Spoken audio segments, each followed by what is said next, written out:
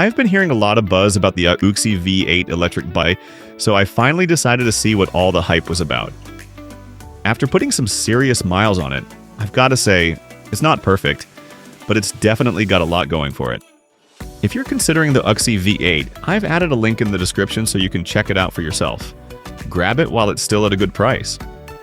So, as for the performance, the OUXI V8 really shines when it comes to speed and power. The throttle is super smooth, which makes acceleration feel natural and easy. None of that jarring kick you get with some other e-bikes. And let's talk about torque. Climbing steep hills or cutting through off-road trails feels effortless. The dual motors really pull their weight, no pun intended. When it comes to tires, the stock ones are okay, but nothing special. They hold up fine on most surfaces, but on ice or slick snow, things can get sketchy. If you're planning to ride through rough winters or tricky terrain, upgrading to better tires is a solid move. The suspension, it's decent. Great for smoothing out bumps and cracks on the road. But if you're riding it hard, you might notice a squeak here and there when folding the frame or removing the battery. It's not a deal breaker, but worth keeping in mind if little noises drive you nuts.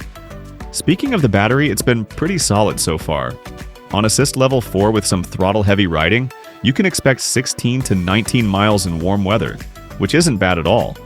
Winter riding will cut that down a bit, especially in freezing temps, so keep your charger handy if you've got a long commute. And yeah, always bring the battery inside when it's freezing out.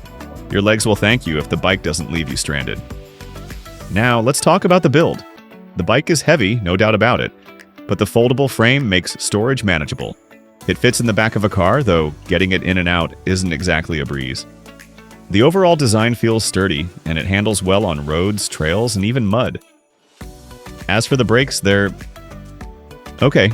They'll stop you eventually, but if you're carrying a heavy load or riding in high traffic areas, you might want to upgrade to something with more bite. I swapped mine out after a few close calls, and it made a world of difference. The digital display is a nice touch. It's clear, easy to use, and gives you all the info you need. The stock headlight? Not so much. It's fine if you just need to be seen, but if you're riding in low visibility, you'll definitely want to upgrade to something brighter. Bonus: the stock light also houses the horn, so you'll need to factor that in if you're swapping it out.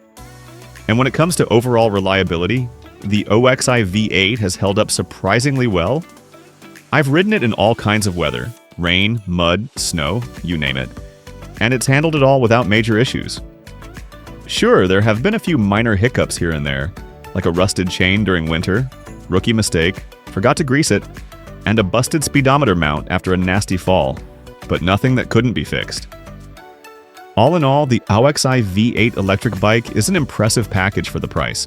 It's fast, powerful, and reliable enough for serious riders, but it's also approachable for casual commutes. Sure, it's not without its flaws, but those are easy to forgive when you're cruising at 35 miles per hour and having a blast. For anyone on the fence, this might just be the ride you're looking for.